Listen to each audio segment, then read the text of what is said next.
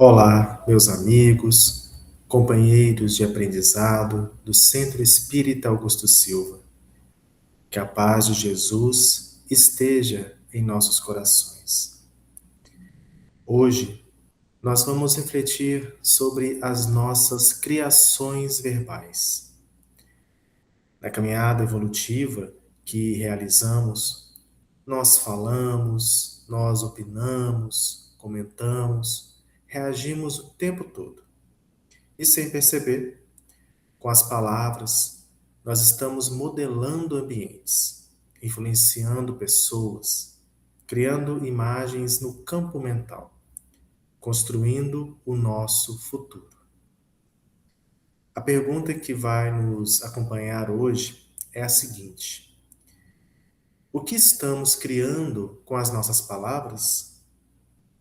Porque existem palavras que são bênçãos, esperanças, consolos, luzes. Tem outras que ferem, que são problemas, aflições, sombras. O convite é para que iluminemos nossas palavras, levando compreensão e amor onde nós estivermos.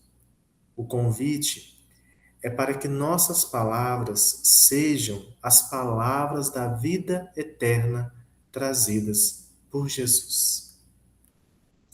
Então, nós vamos começar refletindo sobre o poder do verbo, o poder da palavra.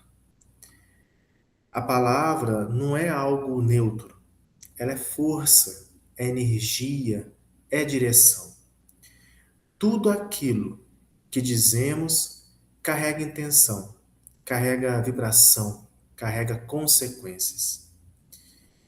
E na obra Obreiros da Vida Eterna, de André Luiz, psicografia de Chico Xavier, no capítulo No Santuário da Bênção, aprendemos que a palavra não é apenas comunicação, ela é força criadora de ambiente espiritual. Pelo que falamos, facilitamos ou dificultamos a ação do bem ao nosso redor. E nesse capítulo, nós temos as instruções do benfeitor espiritual Cornélio, durante uma reunião que ele orientava os trabalhadores quanto à importância da disciplina mental e, especialmente, sobre o uso correto da palavra. Então, vamos ver aí um trechinho dessa orientação. Orientação do benfeitor espiritual Cornélio. Então ele diz: não se precatam nossos irmãos em humanidade de que o Verbo está criando imagens vivas, que se desenvolvem no terreno mental a que são projetadas, produzindo consequências boas ou más, segundo a sua origem. A palavra não desaparece. A palavra se transforma em realidade. Ela cria imagens vivas que se desenvolvem no terreno mental, produzindo consequências boas ou más. Quando nós falamos, nós criamos imagens em nós, criamos imagens nos outros, e essas imagens, elas passam a agir. Quantas vezes uma conversa virou conflito, não é? Quantas vezes uma conversa virou afastamento, virou dor? Então nós podemos dizer que a palavra é uma semente invisível de consequências aí boas ou más, né? E o apóstolo Paulo, ele nos traz a seguinte orientação, que está presente na carta ao companheiro Tito. Paulo, ele diz para nós: tu, porém, fala o que convém à sã doutrina. Tu, porém, fala o que convém à sã doutrina. Paulo, ele orienta Tito e a todos nós a usar a palavra com critério, não apenas com base no impulso ou na opinião pessoal, mas alinhada aos princípios do bem, da verdade, da edificação moral. A palavra convém aqui, né? Ela indica adequação. Falar o que convém à sã doutrina. Falar o que convém de acordo com os ensinamentos do Cristo, que une verdade com amor. Então, a fala do cristão, a fala do espírita, deve ser coerente com o Evangelho, promovendo esclarecimento, sem ferir, sem, sem ferir, sem a correção, sem dureza, a orientação sem vaidade, uma palavra que esclarece, que eleva e orienta, em vez de perturbar, né? E o instrutor espiritual Emmanuel, na obra Vinha de Luz, no capítulo 16, intitulado Tu, porém, traz reflexões sobre essa fala de Paulo a Tito. E Emmanuel, ele inicia as suas reflexões dizendo o seguinte para a gente: convocar-te-ão a palavra os que desejam ser bons e os deliberadamente maus. Corações perturbados pretenderão arrancar-te expressões perturbadoras. Compreende-se que procedam assim, porquanto são ignorantes, distraídos da iluminação espiritual. Observe que Emmanuel, ele nos alerta que ao longo da nossa caminhada evolutiva, seremos constantemente convidados a falar, tanto por pessoas bem intencionadas quanto por aquelas ainda presas ao desequilíbrio. Muitas vezes, né, indivíduos perturbados tentarão nos induzir a responder no mesmo padrão de desarmonia em que eles se encontram. E Emmanuel traz, no capítulo, nesse início do capítulo, ele traz alguns exemplos para nós. Ele traz aí, ele comenta sobre os caluniadores, os mentirosos, os levianos e os ironistas, né? Então ele diz o seguinte, ó: caluniadores induzir-te-ão a caluniar. Mentirosos levar-te-ão a mentir. Levianos tentarão conduzir-te à leviandade. Ironistas buscarão localizar-te a alma no falso terreno do sarcasmo. No entanto, né, Emmanuel, ele nos convida à compreensão. Essas atitudes, né, nascem da ignorância espiritual, da falta de luz interior, da falta de compreensão das leis divinas que regem nossas vidas.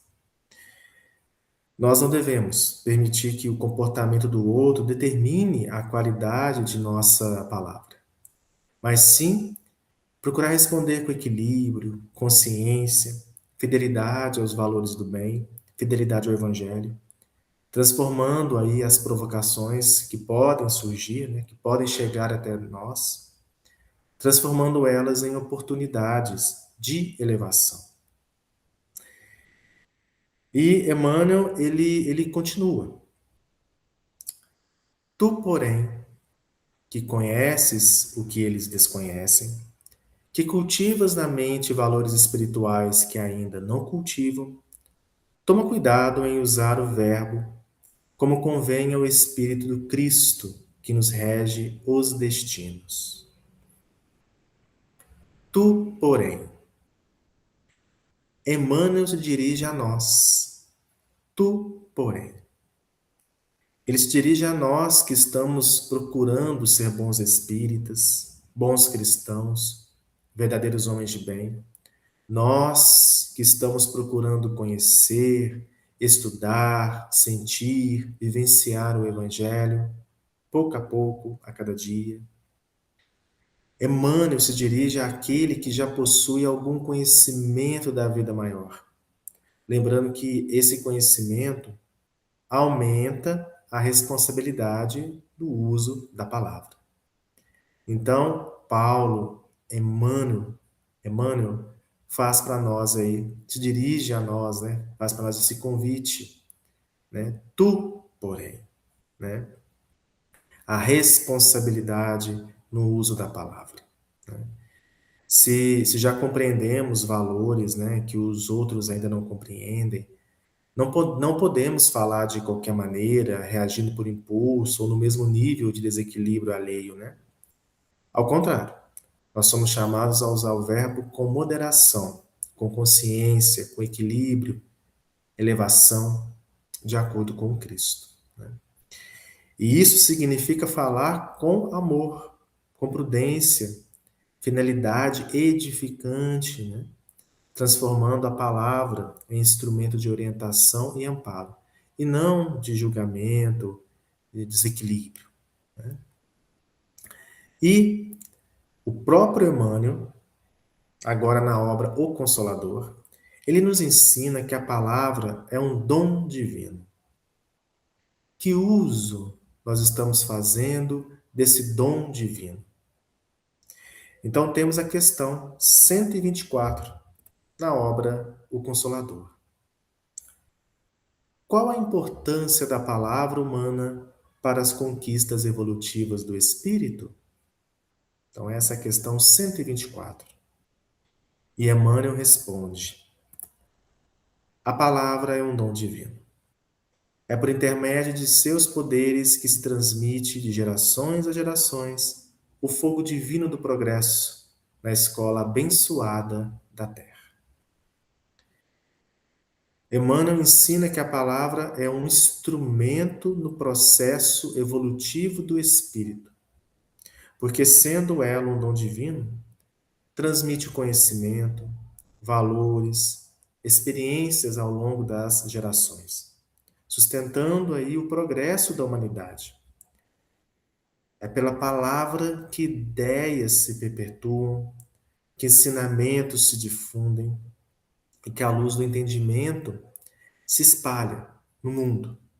Por isso, a palavra, né, ela carrega uma função, que é colaborar com o desenvolvimento moral e intelectual da coletividade. Então, a palavra, ela precisa estar alinhada com atitudes e intenções nobres, para que realmente ela seja aí veículo do progresso e não instrumento de estagnação, instrumento de desequilíbrio, né? Então, a palavra ela precisa estar alinhada com atitudes, intenções nobres, para que ela seja aí veículo do progresso. Né? Mas a palavra também é caridade, né? Porque assim como nós podemos ajudar alguém, né, com ações, né, diferentes ações, também podemos amparar, consolar, nós podemos orientar através do que dizemos, né, através do diálogo, né? Então, a caridade da palavra está tanto no que falamos, quanto no momento em que escolhemos, às vezes, né, calar, às vezes silenciar. Temos aí a caridade da palavra. Evitar uma crítica desnecessária, conter uma resposta impulsiva, enunciar a discussão inútil, ou oferecer uma frase de incentivo, né? São formas reais aí de praticar o amor ao próximo, formas de praticar a caridade fraternal. E muitas vezes essa caridade ela é invisível, silenciosa, né? Pois ela preserva os corações, ela evita conflitos, constrói a paz íntima, né? A paz interior.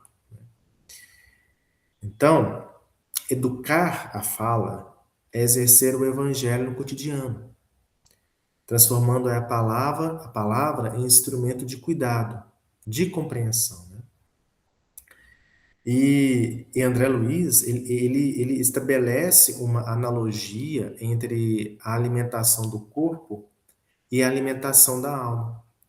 mostrando que, assim como nós escolhemos, né, com cuidado o que ingerimos para preservar a saúde física, também precisamos selecionar as conversações das quais nós participamos, pois elas influenciam profundamente o nosso equilíbrio interior. Então, André Luiz, ele diz na obra Instruções Psicofônicas, está lá no capítulo 9, intitulado Na Esfera da Palavra.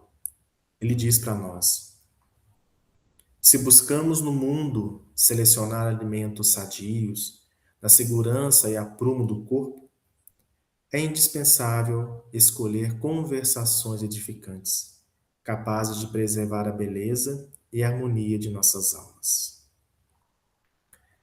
Conversas negativas, maldosas, né, ou improdutivas funcionam como toxinas espirituais, gerando aí perturbação, desgaste emocional, né, desarmonia, enquanto diálogos edificantes atuam como alimento saudável, fortalecendo a paz, a lucidez, o bem-estar da alma. Então, o André Luiz ele nos convida à vigilância sobre o ambiente verbal que nós estamos envolvidos, entendendo que a qualidade das nossas palavras e das conversas que cultivamos é determinante para a nossa saúde espiritual. E continuando, né, com as reflexões de Emmanuel na obra Vinha de Luz, ele nos ensina que falar à luz do Evangelho não é algo espontâneo, né, automático, vamos dizer assim. É uma tarefa complexa e enobrecedora ao mesmo tempo, que vai requerer de nós a integração, vamos dizer, a harmoniosa entre sentimento e razão. Então, observem esse slide que nós temos aí.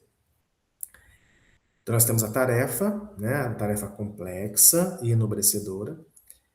Então, a ciência do bem, a ciência do bem, a ciência do bem no coração, somada ao entendimento evangélico nos raciocínios, leva à prudência amorosa e à tolerância educativa. É o que nos diz Emmanuel, tá? Eu coloquei aí nesse slide. Então, ciência do bem, somado ao entendimento evangélico, ciência do bem no coração, entendimento evangélico nos raciocínios, leva à prudência amorosa e tolerância educativa. Prudência amorosa, ou seja, né, saber o que dizer, como e quando, né, carregar aí essa amorosidade, né, ser mais fraterno. Tolerância educativa, ou seja, né, compreender sem julgar, orientar com paciência. Então, Emmanuel fala para nós dessa tarefa aí, então, que ele diz, né, complexa e enobrecedora. Né? Então, quando o conhecimento se une ao sentimento, nasce uma palavra equilibrada, que não apenas evita faltas, né, perante aí a lei divina, mas se torna instrumento de educação, se torna instrumento de acolhimento, se torna instrumento de elevação. E na obra Pontos e Contos, no capítulo Nas Palavras do Caminho, Irmão X, ele apresenta um diálogo entre os apóstolos Tiago e Matias, que ao relembrarem Judas, né? Tiago e Matias, ao relembrarem Judas, deixam-se envolver por palavras de julgamento, dureza e condenação. Então, o irmão X traz para nós esse momento, nesse capítulo, capítulo 35, nas palavras do caminho. Eu vou trazer aqui algumas palavras, né, criações verbais de Tiago e Matias sobre Judas, né, naquele momento. Então, eles dizem: que insolência, que homem caviloso, enganador, esse Judas terrível. Dói-me evocar o vulto hediondo do ingrato. Será Judas para sempre a nossa vergonha. Esse traidor será um réu diante da humanidade. Foi perverso, positivamente infame. Foi o espírito diabólico da ambição desregrada. A sua memória inspira-me compaixão e vergonha. Então, são algumas aí das palavras, das criações verbais de Tiago e Matias naquele momento. Eles falavam, então, sobre Judas, trazendo palavras de julgamentos, as palavras duras, né, de condenação. E aí, naquele momento, o Mestre amado Jesus surge diante de Tiago e Matias, vestido em luz resplandecente. E Jesus diz a eles que segue em auxílio ao próprio Judas. Jesus, ele revela para eles, para nós, a distância entre a visão humana e a visão do Cristo, a visão do alto.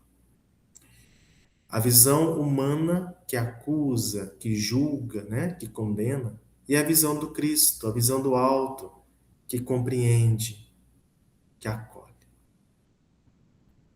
Então nós precisamos, meus amigos, educar nossas palavras, revisar nossas atitudes verbais, compreendendo que o verdadeiro seguidor do Evangelho é chamado a substituir o julgamento pela misericórdia, alinhando a linguagem ao amor, à compaixão ensinados aí por Jesus. E Emmanuel, ele conclui então, né, as suas reflexões, lembrando que muitas pessoas ainda falam de forma desordenada, porque não têm consciência do que fazem, né, agindo por ignorância ou falta de discernimento. No entanto, aquele que já despertou, né, aquele que já despertou para os valores do Evangelho, não pode agir da mesma maneira. Vamos ver o que ele diz no finalzinho do capítulo. Que os ignorantes e os cegos da alma falem desordenadamente, pois não sabem nem veem. Tu, porém, acautela-te nas criações verbais, como quem não se esquece das contas naturais a serem acertadas no dia próximo. Acautelar-se nas criações verbais significa então moderação, vigilância no verbo, reconhecendo que cada palavra gera consequências boas ou más e será objeto de responsabilidade. As contas naturais, né, da lei de causa e efeito. Então temos aí um chamado à maturidade espiritual. Compreender sem julgar os que ainda não sabem, mas assumir por nós mesmos o compromisso de falar com consciência, com equilíbrio e responsabilidade diante da vida. Lembremos dessa orientação de Jesus, que está aí no slide. Seja, porém, a tua palavra sim, sim, não, não. Está lá em Mateus, no capítulo 5, versículo 37. Sim e um não, para aquele que busca alinhar razão e sentimento ao bem, compreendendo, né, que cada palavra deve contribuir para a confiança, a harmonia, o progresso de todos, de todos. Então, a orientação de Jesus se refere à necessidade de coerência entre pensamento, palavra e ação. O dizer sim quando é sim e não quando é não significa para nós agir com honestidade, né? Sem ambiguidade, sem rodeios, né? Sem dissimulações que confundam aí ou enganem o outro. Né? A palavra ela carrega responsabilidade perante a lei de causa e efeito. Por isso, que a simplicidade no falar não é apenas uma questão de clareza, né? Mas é de compromisso moral para todos nós. Então, Jesus nos convida a cultivar uma comunicação transparente, né? Diálogos transparentes, que gere confiança, né? Que gere aí paz, que gere equilíbrio. Lembremos que nós estamos numa viagem, não é? A viagem, né? Estamos na viagem da vida. né? Porque a vida na Terra é uma jornada rumo ao progresso, né? Para onde nós estamos indo, né, nessa viagem, na viagem da vida? Para onde nós estamos indo? Né? Na obra O Espírito da Verdade, no capítulo 49, Emmanuel nos fala, né, que a existência terrestre pode ser comparada à laboriosa viagem. O corpo é a embarcação, o pensamento é a força, a língua é o leme. Por isso que temos esta imagem ao longo dos slides. Não sei se vocês perceberam esta imagem, né? Nós temos aí, né, ela está conosco ao longo de todos os slides. Então, nossa vida como uma viagem em alto mar, tendo a embarcação e o leme, que representa a língua, a palavra, as nossas criações verbais. Então, o leme aí representa isso, tá? Temos o corpo físico, que é um instrumento, né, que nos permite percorrer o caminho. Temos o pensamento, que é a força que impulsiona as nossas ações, intenções, né? E a língua, a palavra, que é o leme, que direciona essa nossa trajetória, né, essa nossa caminhada aí. Então, para onde, meus amigos? Para onde, então, aí está indo nossa embarcação na viagem da vida? Para onde estamos indo com nossas criações verbais? Embora nós pensamos, né, nós sintamos, né, é pela forma como nos expressamos que definimos o rumo das nossas relações, né, as nossas experiências, né? Mesmo com bons pensamentos, se a palavra ela é descontrolada, nós podemos desviar o curso da própria vida, né? Por outro lado, quando nós educamos a fala, né, alinhando ela ao bem, passamos a conduzir nossa existência aí de acordo com a vontade maior. Então, meus amigos, que nossas criações verbais reflitam o amor divino que habita em nós, né? É para isso que nós estamos por aqui, mais uma existência. Isso é progresso, isso é evolução, né? Que nossas palavras sejam as palavras da vida eterna trazidas por Jesus, que são, para nós, o sustento, né? O sustento mental nas provas e expiações, né? E nós vamos finalizar, né, nossas reflexões de hoje, né, sobre as criações verbais. Nós vamos finalizar com trechos de uma linda oração de nossa querida Meimei. Sempre eu trago a Meimei aí para as nossas reflexões. Então nós temos aqui, eu vou trazer alguns trechinhos dessa oração, tá, que está presente na obra Caminho Espírita, o capítulo 32, Oração diante da Palavra. Então vamos aí orar, né, para finalizar nossas reflexões. Vamos orar com Meimei. Senhor, deste-me a palavra por semente de luz. Auxilia-me a cultivá-la. Não me permitas envolvê-la na sombra que projeto. Ensina-me a falar para que se faça o melhor. Em qualquer conversação, inspira-me o conceito certo que se ajuste à edificação do bem, no momento exato, e faz-me vigilante para que o mal não me use em louvor da perturbação. Traze-me o coração ao raciocínio, sincero sem aspereza, brando sem preguiça, fraterno sem exigência. E deixe, Senhor, que a minha palavra te obedeça à vontade, hoje e sempre. Que assim seja.